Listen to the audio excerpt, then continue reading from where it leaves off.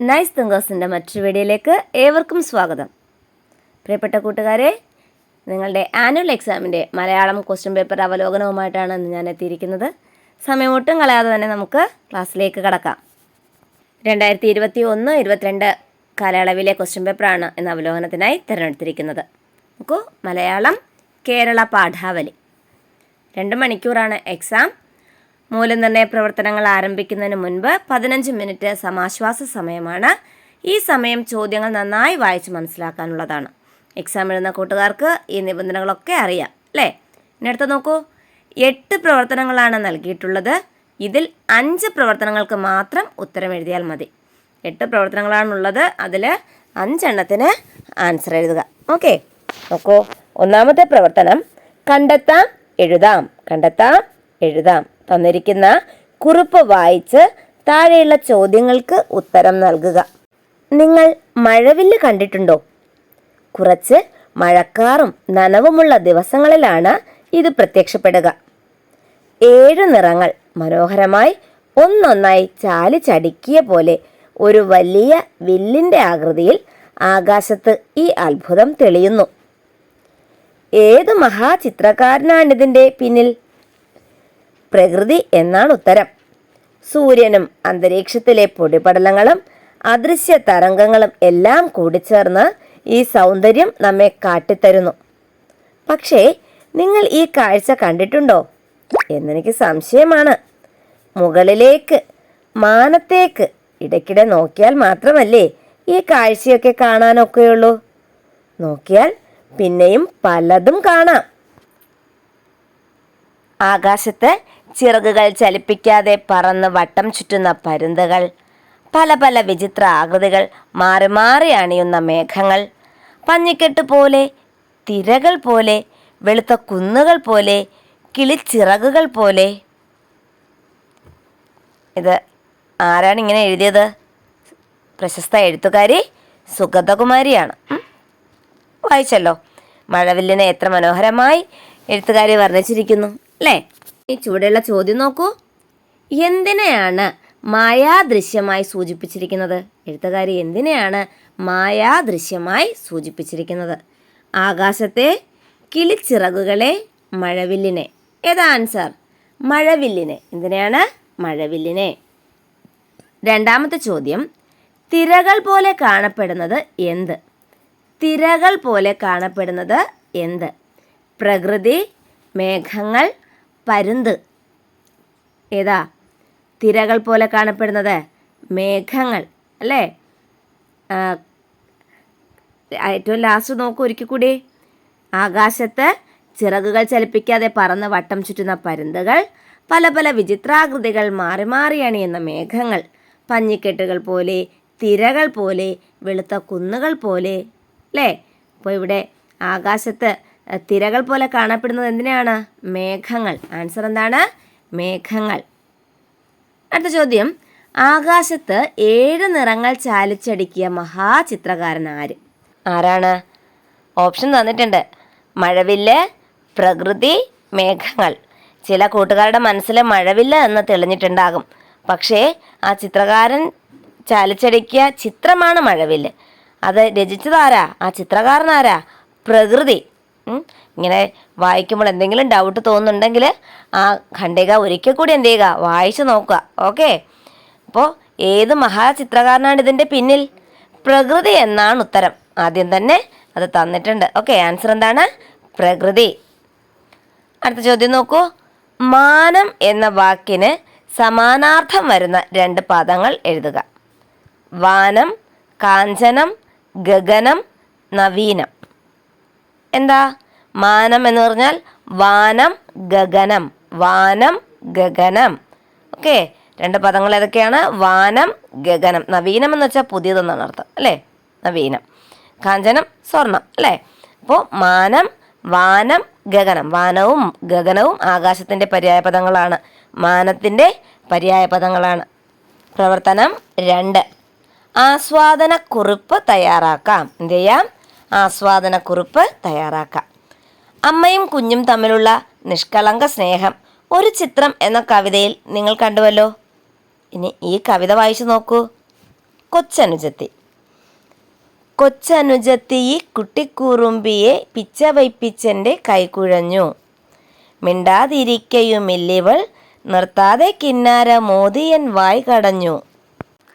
കണ്ടതു കേറിപ്പിടിച്ചവൾ ഉണ്ടാക്കിടാത്ത കുഴപ്പമില്ല. എപ്പോഴും എന്നോടരുതെന്നു ചൊല്ലുമെൻ അച്ഛനും കൊഞ്ചിപ്പതെന്തുകൊണ്ടോ. അമ്മയ്ക്കുമില്ല പരാതി, അവൾ കൊച്ചു കുഞ്ഞല്ലേ എന്നേ പറഞ്ഞിടുന്നു. എങ്കിലും സ്കൂള് വിട്ടെത്തുമ്പോൾ ഉമ്മറത്തില്ലവളെങ്കിൽ എൻ്റെ കണ്ണു നിറയുമേ. ആണയിടാം എൻ്റെ കുഞ്ഞനിയത്തിയൻ ജീവനാണേ. ആത്മാരാമൻ എഴുതിയ വരികളാണ് സ്വന്തം അനുജത്തിയെക്കുറിച്ച്. നിങ്ങൾക്കും തോന്നാറുണ്ടല്ലേ അനുജത്തിയോടുള്ള സ്നേഹവും അനുജത്തിയുടെ കുസൃതിയും ഒക്കെ? ഈ കവിത വായിച്ചപ്പോൾ ഇടയ്ക്ക് എവിടെയൊക്കെയോ അവരുടെ മുഖം മിന്നി മറഞ്ഞില്ലേ? നോക്കൂ, ഈ കവിതയ്ക്ക് ഒരു ആസ്വാദനക്കുറിപ്പ് തയ്യാറാക്കുക. കൂട്ടരെ, ആസ്വാദനക്കുറിപ്പ് തയ്യാറാക്കാൻ പറഞ്ഞാൽ ഞാൻ എപ്പോഴും പറയുന്നത് പോലെ ആസ്വാദനക്കുറിപ്പ്, ഈ കവിത ആരാണ് എഴുതിയത്, ആ കവിതയുടെ ആശയം, നിങ്ങൾക്ക് ഏറെ ഇഷ്ടപ്പെട്ട വരികൾ, അത് ഇഷ്ടപ്പെടാനുണ്ടായ കാരണം, ആ കവിതയിൽ നിങ്ങൾ കിട്ടിയ ആശയം, ഇതൊക്കെയാണ് ആസ്വാദനക്കുറിപ്പിൽ എഴുതേണ്ടത്. ഒരിക്കലും ആസ്വാദനക്കുറിപ്പ് കാണാതെ പഠിച്ചെഴുതേണ്ട ഒന്നല്ല. ഓരോരുത്തരുടെ ആസ്വാദനക്കുറിപ്പും വ്യത്യസ്തമായിരിക്കും. എല്ലാവരുടെ ആസ്വാദനക്കുറിപ്പിലും ഒരേപോലെ വരുന്ന ഒരു കാര്യം മാത്രമേ ഉള്ളൂ, കവിത ആരെഴുതി, അത് ഏതിൽ നിന്നെടുത്തു എന്നുള്ളത്. ബാക്കിയുള്ളത് വായിച്ചെടുക്കുന്ന വായനക്കാരൻ്റെ മനസ്സിൻ്റെ ഇംഗിതം പോലെയാണ്. ഓക്കെ, ഒരു മാതൃകയ്ക്കായി ഇങ്ങനെ എഴുതാം. ആത്മരാമൻ്റെ കൊച്ചനുജത്തി എന്ന കവിതയിലെ ചില വരികളാണ് ഇവിടെ തന്നിരിക്കുന്നത്.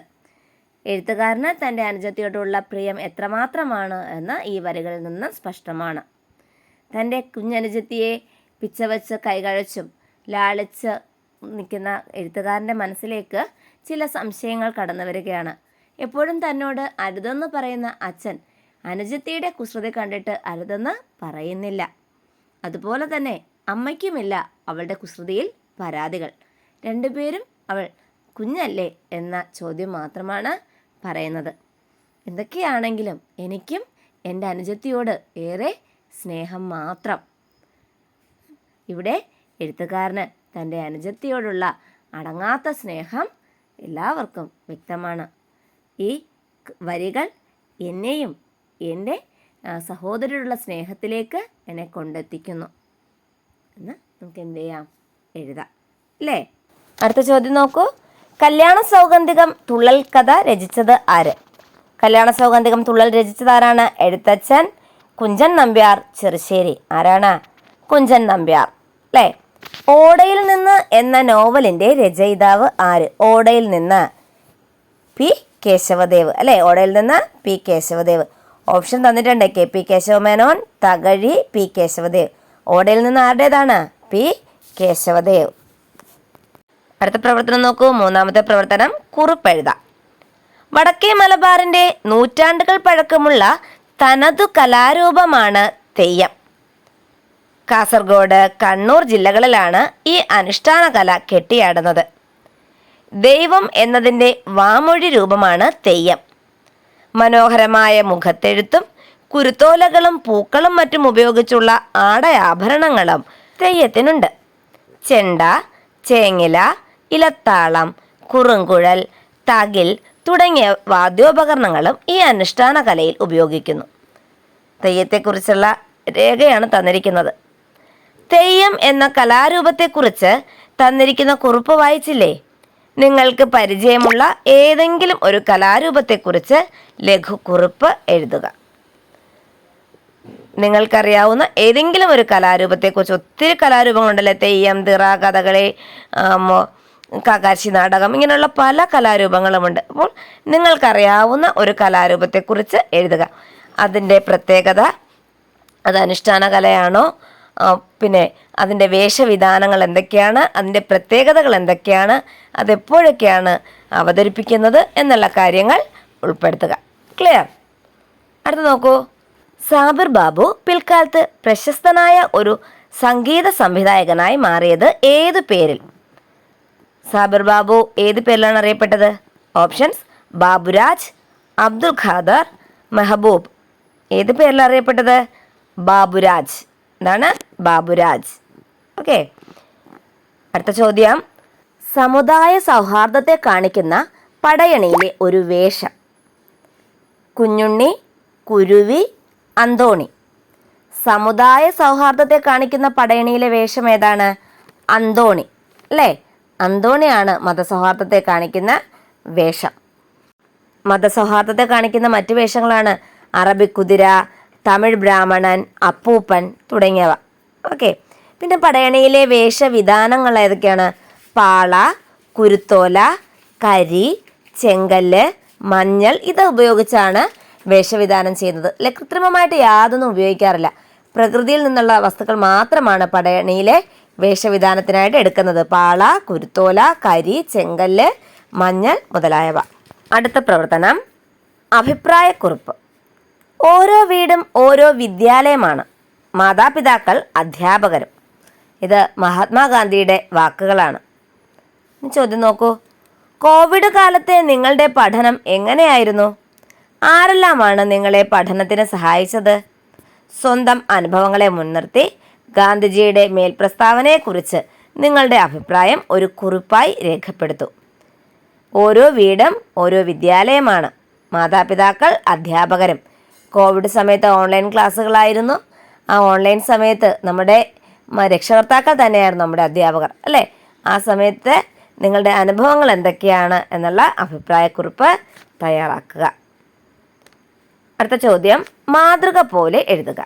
സസ്നേഹം, സ്നേഹത്തോടു കൂടി. സ ചേർക്കുമ്പോൾ അത് ഒന്നുകൂടി വർദ്ധിച്ചു വന്നാണ് കേട്ടോ. സസ്നേഹം, സ്നേഹത്തോടു കൂടി. സന്തോഷം, സന്തോഷത്തോടു കൂടി. ഓക്കെ. സന്തോഷം എന്താണ്? സന്തോഷത്തോടു കൂടി. ക്ലിയർ? സസ്നേഹം, സ്നേഹത്തോടു കൂടി. അടുത്ത നോക്കൂ, പുരുഷാരം എന്ന വാക്കിൻ്റെ അർത്ഥം.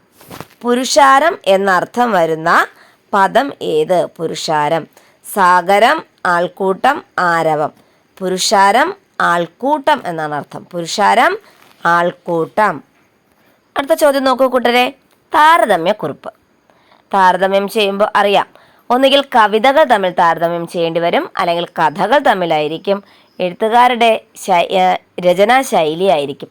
രണ്ട് കാര്യങ്ങളെ തമ്മിലാണ് എന്ത് ചെയ്യേണ്ടത്? താരതമ്യം ചെയ്യേണ്ടത്. ഇവിടെ കവിതയാണ് തന്നിരിക്കുന്നത്. നോക്കൂ. ഉത്സവത്തിൻ വിലാസങ്ങൾ പോലും മത്സരത്തിന് മാത്രമാണെങ്കിൽ അന്തമറ്റൊരീ ജീവിതമേതോ പന്തയമെങ്കിൽ എന്തതിൽ കാര്യം. നിങ്ങൾക്ക് പഠിക്കാനുള്ള സാധ്യമെന്ത് എന്ന കവിതയിൽ ഉത്സവങ്ങൾ മത്സരമാകുന്ന കാലത്തെക്കുറിച്ച് നമ്മൾ മനസ്സിലാക്കി അല്ലേ? നിങ്ങൾ പഠിച്ച ഭാഗമാണ്. ഇത് നോക്കൂ, മറ്റൊരു കവിത തന്നിട്ടുണ്ട്. തൊട്ടാവാടി. മുള്ളുണ്ടായിട്ടും തൊട്ടാവാടി എപ്പോഴും തോറ്റു തരുന്നത് ജയിക്കാനറിയാഞ്ഞിട്ടല്ല, സ്നേഹിക്കുന്നവർ സന്തോഷിക്കട്ടെ എന്ന് കരുതിയിട്ട. കണ്ടോ, എത്ര നല്ല മനോഹരമായ വരികളാ അല്ലേ? മുള്ളുണ്ടായിട്ടും തൊട്ടാവാടി എപ്പോഴും തോറ്റു തരുന്നത് ജയിക്കാൻ അറിയാഞ്ഞിട്ടല്ല, പിന്നെയോ സ്നേഹിക്കുന്നവർ സന്തോഷത്തോടെ ഇരിക്കട്ടെ എന്ന് കരുതിയിട്ട് അല്ലേ? നജ്മ 6ാം ക്ലാസ് വിദ്യാർത്ഥി എഴുതിയ വരികളാണിത്. HAUPS അക്കര.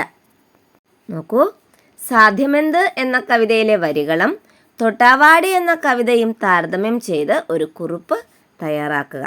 ഓക്കെ. സാധ്യമെന്ത് എന്ന കവിതയിലെ വരികളെയും ഇവിടെ തൊട്ടാവാടി എന്ന് തന്നിരിക്കുന്ന കവിതയിലെ വരികളും തമ്മിലുള്ള ആശയമാണ് നിങ്ങൾ എന്ത് ചെയ്യേണ്ടത്? താരതമ്യം ചെയ്യേണ്ടത്. രണ്ട് കവിതയിലെയും ആശയം ഒന്ന് തന്നെയാണ് അല്ലേ? നോക്കൂ, സാധ്യമെന്ത് എന്ന കവിതയിലെ പ്രകൃതി തൻ്റെ സുന്ദരഭാവം മുഴുവൻ നമുക്കായിട്ട്, പ്രകൃതിയെ സ്നേഹിക്കുന്നവർക്കായിട്ട് വച്ചിരിക്കുകയാണ്. അതുപോലെ തന്നെ ഈ തൊട്ടാവാടി എന്ന കവിതയിലെ തൊട്ടാവാടിയും അത് മുള്ളുണ്ടായിട്ടും അതിന് വേണമെങ്കിൽ അതിനെ തൊടുന്നവരെ വേദനിപ്പിക്കാം, പക്ഷേ അതെന്ത് ചെയ്യുന്നു? തലകുനിച്ച് നിൽക്കുന്നു. കാരണം എന്താ? സന്തോഷം അങ്ങനെ കണ്ടെത്തുകയാണെങ്കിൽ കണ്ടെത്തിക്കോട്ടെ എന്ന് കരുതി മാത്രം അല്ലേ? അപ്പോൾ ആ രണ്ട് വരികളും തമ്മിലുള്ള സാമ്യം എന്തെന്ന് താരതമ്യം ചെയ്ത് എഴുതുക. അടുത്ത ചോദ്യം, പുഴ എന്ന അർത്ഥം വരാത്ത പദം ഏത്? ആറ്, നദി, ആഴി. ആറ്, നദി, ആഴി. ഇതിൽ പുഴ എന്ന അർത്ഥം വരാത്ത പദം ഏത്? ആഴിയാണ് കേട്ടോ. ആഴി മീൻസ് സമുദ്രം എന്നാണ്. സമുദ്രം കടലാണ്, പുഴയല്ല. ആറും നദിയും പുഴയും സെയിം മീനിങ് ആണ്. ആഴി, സമുദ്രം എന്നാണ് അർത്ഥം. ക്ലിയർ? അടുത്ത ചോദ്യം, കാപ്പിരികളുടെ നാട്ടിൽ എന്ന യാത്രാ വിവരണം എഴുതിയത് ആര്? ആരാണ് കാപ്പിരികളുടെ നാട്ടിൽ എഴുതിയത്? S K Pottekkatt. അല്ലേ? ഓപ്ഷൻ തന്നിട്ടുണ്ട്: സേതു, എസ് കെ പൊറ്റക്കാട്, രവീന്ദ്രൻ. ആരാണ് കാപ്പിരികളുടെ നാട്ടിൽ എഴുതിയത്? S K Pottekkatt. അടുത്ത പ്രവർത്തനം നോക്കൂ. കഥാപാത്ര നിരൂപണം. കഥാപാത്ര നിരൂപണം. വെല്ലുവിളികളെയും തടസ്സങ്ങളെയും ഭയപ്പെടാത്തവനാണ് പപ്പു. ഓടയിൽ നിന്ന് എന്ന കഥയിൽ പപ്പുവിൻ്റെ ഈ സ്വഭാവ സവിശേഷത നിങ്ങൾ മനസ്സിലാക്കിയല്ലോ. പപ്പുവിൻ്റെ മറ്റ് സവിശേഷതകൾ കൂടി ഉൾപ്പെടുത്തി കഥാപാത്ര നിരൂപണം തയ്യാറാക്കൂ. കഥാപാത്ര നിരൂപണം എഴുതുമ്പോൾ ആ കഥയിൽ കഥാപാത്രത്തിൻ്റെ പ്രാധാന്യം എന്ത്, ആ കഥാപാത്രം കഥയെ എത്രമാത്രം സ്വാധീനിക്കുന്നു എന്നുള്ള കാര്യങ്ങൾ വ്യക്തമായി എഴുതുക. അദ്ദേഹത്തിൻ്റെ വസ്ത്രവിധാനം, അദ്ദേഹത്തിൻ്റെ സ്വഭാവം, അദ്ദേഹത്തിൻ്റെ ചലനം, അദ്ദേഹം കഥയിൽ വരുത്തുന്ന മാറ്റങ്ങൾ, ഇതൊക്കെ എന്ത് ചെയ്യുക? കഥാപാത്ര നിരൂപണത്തിൽ ഉൾപ്പെടുത്തുക. അടുത്ത ചോദ്യം, ചേലുറ്റ. ചേലുറ്റ എന്നതിൻ്റെ അർത്ഥം ആഭരണം, ചിരിക്കുന്ന, ഭംഗിയുള്ള. ചേലുറ്റ, ചേലുറ്റ ഭംഗിയുള്ള എന്നാണ് അർത്ഥം, ഭംഗിയുള്ള. അടുത്ത ചോദ്യം, പുതുമ എന്ന വാക്കിൻ്റെ എതിർപദം എന്ത്? പുതുമ പഴമ, അല്ലേ? നന്മ തിന്മ. ക്ലിയർ? പുതുമ പഴമ. ഏഴാമത്തെ പ്രവർത്തനം നോക്കൂ കൂട്ടരെ. സംഭാഷണം തയ്യാറാക്കാം. ഹാമലിൻ പട്ടണത്തിലെ എലികളെ തുരത്താൻ വന്ന കുഴലൂത്തുകാരൻ അവസാനം ചെയ്തത് നിങ്ങൾ കണ്ടുവല്ലോ. ആ കുട്ടികളെ എല്ലാവരെയും കൊണ്ടുപോയി, അല്ലേ? കുട്ടികളുടെ രക്ഷിതാക്കളുടെ കൈകളിൽ നിന്ന് ഒരു കുഴലൂതി ആ കുട്ടികളെ മറ്റൊരു ലോകത്തേക്ക് കൊണ്ടുപോവുകയാണ് ചെയ്തത്. നിങ്ങൾ ആ കുഴലൂത്തുകാരനെ കണ്ടുമുട്ടിയാൽ നടത്താനിടയുള്ള സംഭാഷണം തയ്യാറാക്കുക. നിങ്ങൾക്ക് ആ ഹാമലിലെ കുഴലൂത്തുകാരനോട് എന്തൊക്കെയാണ് ചോദിക്കാനുണ്ടാവുക, എന്തൊക്കെയാണ് പറയാനുണ്ടാവുക എന്നുള്ളത് സംഭാഷണ രൂപത്തിൽ എഴുതുക. അടുത്ത ചോദ്യം, എലി പകരം പദം എഴുതുക. എലിക്ക് പകരം പദം ശുനകൻ, മൂഷികൻ, പുശകൻ. എന്താ? ശുനകൻ നായയാണല്ലേ. മൂഷികൻ, മൂഷികൻ എലി, മൂഷികൻ എലി. താഴെ തന്നിരിക്കുന്നതിൽ കൂട്ടത്തിൽ ചേരാത്ത പദം എഴുതുക. കാനനം, പത്തനം, വനം. കാനനം, പത്തനം, വനം. കാനനവും വനവും എന്താ? കാനനം വനം എന്ന് തന്നെയാണ് അർത്ഥം, ആരണ്യം, അല്ലേ? പത്തനം എന്ന് വെച്ചാൽ എന്താണ്? പട്ടണം എന്നാണ് അർത്ഥം. പത്തനം, പട്ടണം. എന്താ കൂട്ടരെ, ഈ ചാനൽ ആദ്യമായി കാണുന്ന കൂട്ടുകാർ ഇതുവരെയും ഈ ചാനൽ സബ്സ്ക്രൈബ് ചെയ്യാത്തത്? നിങ്ങൾക്ക് ഈ വീഡിയോ ഇഷ്ടമായി എങ്കിൽ ലൈക്ക് ചെയ്യാനും കമൻറ്റ് ചെയ്യാനും മറക്കരുത് കേട്ടോ. അതുപോലെ സബ്സ്ക്രൈബ് ചെയ്യാതെ കാണുന്ന കൂട്ടുകാർ ചാനലൊന്ന് സബ്സ്ക്രൈബ് ചെയ്യുക. ഓക്കെ, അപ്പോൾ നമുക്ക് അവസാനത്തെ പ്രവർത്തനത്തിലേക്ക് കടക്കാം. എട്ടാമത്തെ പ്രവർത്തനം, പ്രതികരണക്കുറിപ്പ് എഴുതാം. നോക്കൂ, താഴെ കൊടുത്ത കവിത വായിക്കൂ. മുറിവേറ്റ പാട്ട്. ഒരു ചില്ല മുറിച്ചേയുള്ളൂ, ഒരു കൂട് മറിഞ്ഞേ വീണു, ഒരു മുട്ട ഉടഞ്ഞു വീണു, വാനം മുറിവേറ്റ് പിളർന്നതുപോലെ പിറവിക്കായി കാത്തുകിടന്നൊരു കിളിയൊന്നു കരഞ്ഞു, കുഞ്ഞിച്ചിറകിൻ്റെ അനക്കം പെട്ടെന്നതുപോലും പിന്നെ നിലച്ചു. ഒരു ജന്മം മുഴുവൻ പാടാൻ കഴിവുള്ളൊരു ചുണ്ടിൽ കേട്ടത് ഇടനെഞ്ചു പിടയ്ക്കും പോലൊരു ഇഴയുന്ന ഞരക്കം മാത്രം. ഒരു വാക്കു മുറിഞ്ഞതുപോലെ, ഒരു നാക്ക് പിളർന്നതുപോലെ. നോക്കുമക്കളെ, ഒരു മരം മുറിച്ചതേ ഉള്ളൂ അല്ലേ, പക്ഷേ ആ മരത്തിൽ കൂടുവച്ചിരുന്ന ഒരു കിളിയുടെ, ഒരു പുതുജീവൻ്റെ നാശമാണ് പിന്നെ തുടർ വരികളിൽ നമുക്ക് കാണാൻ പറ്റുന്നത്. ഇവിടെ ചിത്രശലഭങ്ങൾ, പുഴ എന്നീ പാഠഭാഗങ്ങളിലൂടെ നിങ്ങൾ ഉൾക്കൊണ്ട ആശയങ്ങളും ഈ കവിത നിങ്ങളിൽ ഉണർത്തിയ പ്രതികരണങ്ങളും ഉൾപ്പെടുത്തിക്കൊണ്ട് ഒരു കുറിപ്പ് തയ്യാറാക്കുക. എഴുതാമല്ലോ. കുറിപ്പ് തയ്യാറാക്കുമ്പോൾ നിങ്ങൾ പഠിച്ച ആ ചിത്രശലഭങ്ങൾ എന്ന പാഠത്തിൻ്റെ ആശയവും പുഴ എന്ന കവിതയുടെ ആശയവും ഉൾപ്പെടുത്തണം. അതിനോടൊപ്പം ഇവിടെ തന്നിരിക്കുന്ന കവിതയുടെ ആശയവും കൂടി ഉൾപ്പെടുത്തി വേണം എന്ത് ചെയ്യേണ്ടത്? കുറിപ്പ് തയ്യാറാക്കേണ്ടത്. മുത്തശ്ശി മാലാഖയെ പ്രതിമയാക്കിയത് എന്തിനാണ്? രക്ഷിക്കാൻ, ദേഷ്യം കൊണ്ട്, അഹങ്കാരം കൊണ്ട്. എന്തിനു വേണ്ടിയിട്ടാണ്? മാലാഖയെ രക്ഷിക്കാൻ വേണ്ടിയിട്ടാണ്, അല്ലേ? ചിത്രശലഭങ്ങൾ എന്ന നാടകം ഏത് നാടക സമാഹാരത്തിലേതാണ്? ചിത്രശലഭങ്ങൾ എന്ന നാടകം ഏത് നാടക സമാഹാരത്തിലേതാണ്? തുലാവർഷപ്പച്ച, കറുത്ത ദൈവത്തെ തേടി, പ്ലാവിലത്തൊപ്പികൾ. നോക്കൂ, ചിത്രശലഭങ്ങൾ എന്ന നാടകം ജി ശങ്കരക്കുറുപ്പിൻ്റെ ഏത് നാടക സമാഹാരത്തിലേതാണ്? തുലാവർഷപ്പച്ച, കറുത്ത ദൈവത്തെ തേടി, പ്ലാവിലത്തൊപ്പികൾ. ഉത്തരം ഏതാണ്? ഉത്തരം പ്ലാവിലത്തൊപ്പികൾ. പ്ലാവിലത്തൊപ്പികൾ എന്ന നാടക സമാഹാരത്തിൽ നിന്നുള്ള ഒരു ഭാഗമാണേത്? ഒരു നാടകമാണ് ചിത്രശലഭങ്ങൾ. പ്രിയപ്പെട്ട കൂട്ടുകാരെ, നിങ്ങൾക്ക് ഉപകാരപ്രദമാകുന്ന മറ്റൊരു വീഡിയോയുമായി വീണ്ടും കാണുന്നവരെ ബൈ ബൈ.